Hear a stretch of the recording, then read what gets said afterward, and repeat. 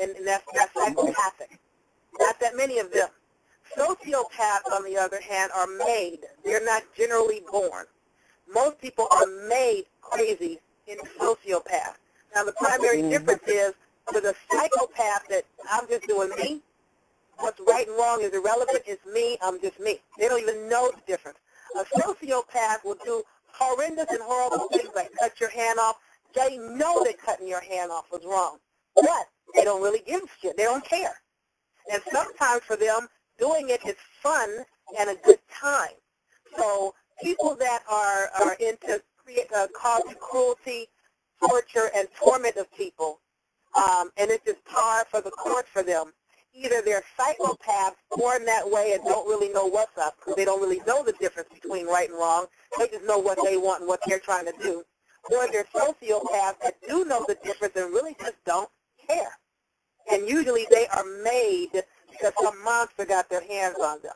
Now, again, that is the vast majority of the people that were into this Nazi party.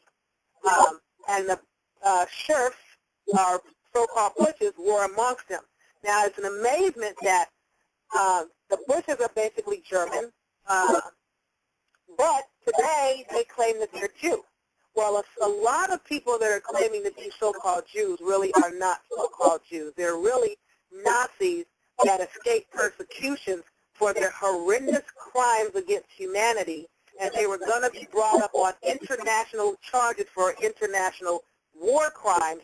But to avoid being charged with war crimes, a lot of them escaped execution, or better yet, prosecution, by running into the Americas. And by Americas, I mean North, Central, and South. They ran into Canada, the United States, Mexico, Belize, Brazil, Argentina. They're all up and down the Americas. Matter of fact, Hitler himself died in the Americas. A lot of these people not only ran into the Americas, but we're talking about some real crazy, psychopathic, sociopathic killer destroyers. Not only did they run into the Americas, the vast majority of them have crept into high positions of power all up and down the Americas, including the United States, and a whole lot of them and their descendants, what's left, are in D.C., in the White House, in all kinds of strategic positions. Understand that.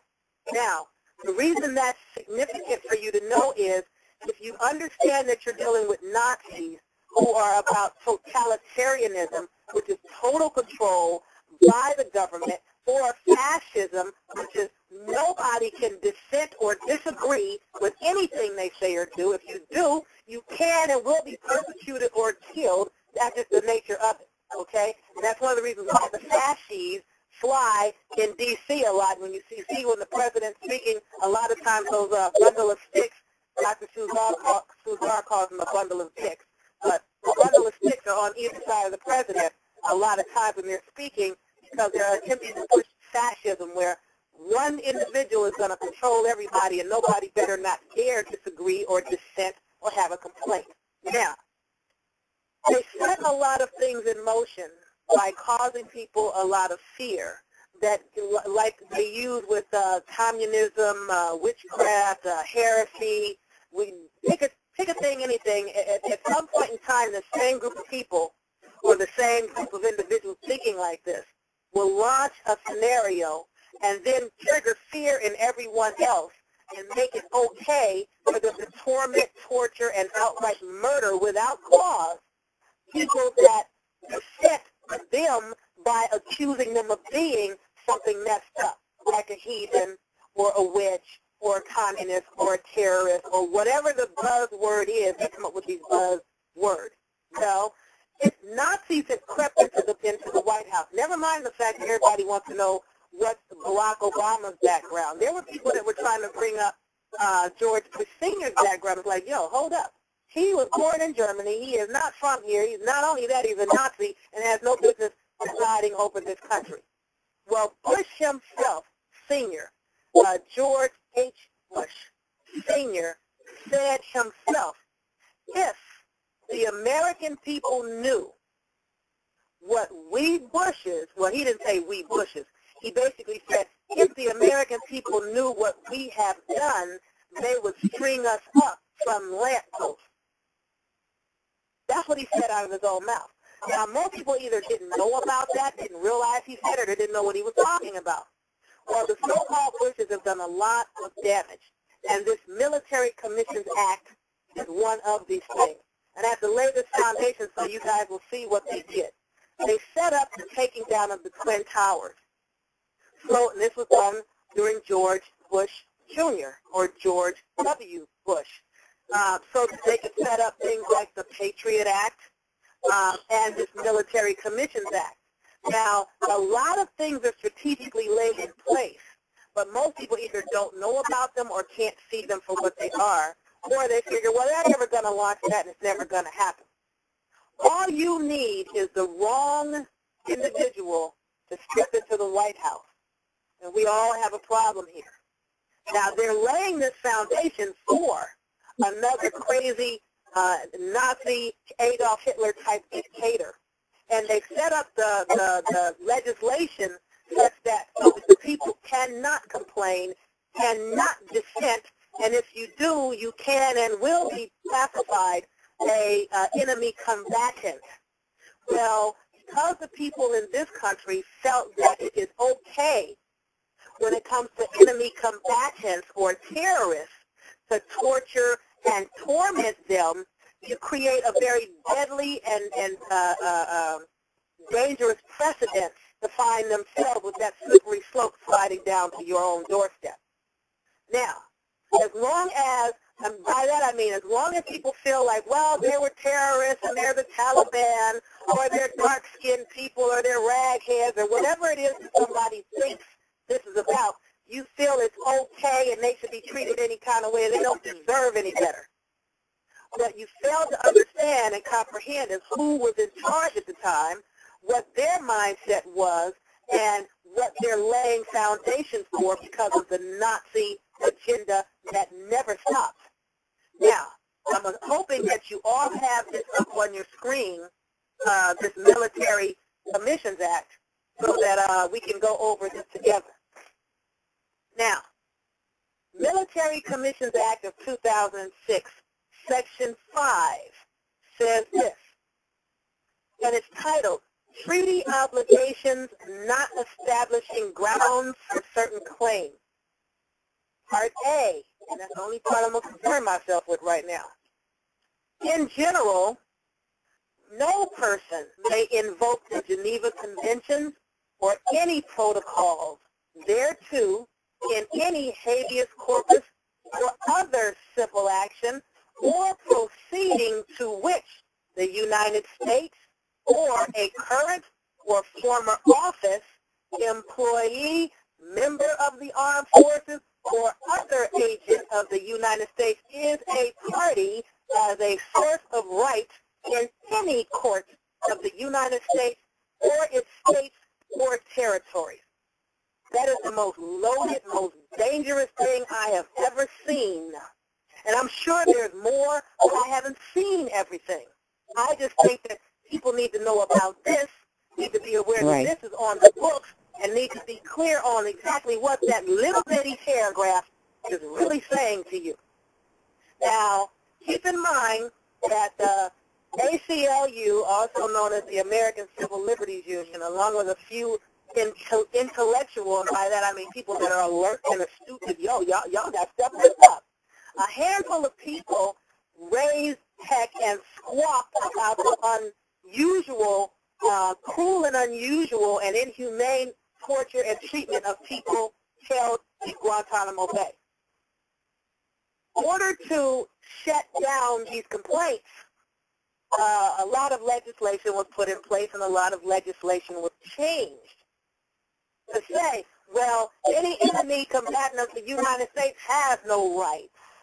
And we don't care what the Hague Convention is talking about or what international law has to say about cruel and unusual punishment or what's the word I'm talking about? I'm trying to call out enemy combatants, any of these rules that don't apply. They really got on some a whole other crazy about this stuff. Right. Now comprehend this. when they did this, they, from then to now, from the fall of the Twin Towers to now, and a lot of this stuff has been being laid for a long, long time, martial law is already in effect in this country and has been since like the 1930s. The thing is it's not an openly enforced, carried out event where people can see it for what it is. Now, when you know that CNN on January the 8th, 2003, CNN made it clear Americans may be held as enemy combatants according to the appeal court. Okay? So, and a lot of people feel like, well, those are those terrorists in the United States, those Muslims here, and, you know, the Bloods and Crips and the essays, they've been labeled, and the Klan, they've been labeled as terrorists, or domestic terrorists, or whatever the case may be. But it's broader than that, and the scope is bigger than that. Now, let me read this again the way I see it. But the way I read it, which is the way it's written, most people will not see what I see. Now, I'm going to read it again, and I hope you've had enough time while I ran my mouth to get this Military Commissions Act of 2006 up on your screen. That one little paragraph is a real severe problem for everybody here. Let me tell you real quick, sis, that it is posted in the chat room, so if you all want to find it, you can go in the chat room. It's posted there. Okay, go ahead. You posted a link in the chat room, or you posted the thing that I emailed you earlier? No. I posted a link to what you just had to look up. A sister had Googled it for me and looked it up, and all that stuff we posted in the chat room. Okay, well, you know, it's not see, hearing me say it is one thing. Seeing it with your own eyes is another. Searching for it with your own hands by looking into it in the keyboard is something altogether different. That is using all three modalities of learning, auditory, visual, and kinesthetic. That is when something will stick forever and you'll never forget it. Now, let's look at it again the way I see it. Military Commissions Act of 2006, Section 5. Treaty obligations do not establish any grounds for certain claims. That's what I see. In general, no person, that means no natural person, no corporate fiction person, and so forth, may invoke the Geneva Conventions or any protocol. By any protocol, that means fuck the Geneva Conventions, the hell with the UN Conference on the Rights of Indigenous People or the Rights of a Child, screw the Constitution, screw the Hague Convention, y'all can take the international laws and kiss them goodbye, we're done. No protocol at all can be brought up by any person in any civil action or habeas corpus matter or any other kind of proceeding to which the United States or a current or former office of the United States, a current or former employee of the United States, a member of the armed forces, a former member of the armed forces, or other agent of the United States is a party. So if any of those individuals are involved, whether it's the United States, the military, any employees, current or ex, or so forth, or the United States itself, no person can invoke any of the protocols that should liberate you, such as the Constitution or the Geneva Convention or the Hague Convention or your treaty or international law or the UN Conference on anything at all. Don't bring that shit up.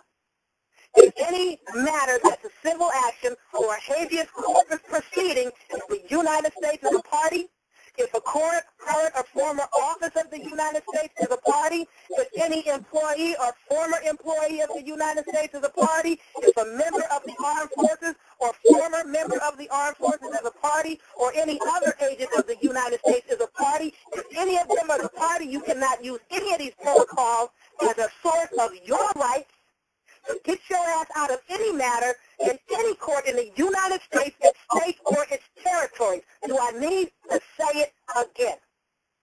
Now, everybody's always on my ass. You know, Sister Yaffa always tripping. She always on the semantics. She always stuck on semantics. Some of these semantics that I'm talking about is the shit that might help liberate your ass. Right about now,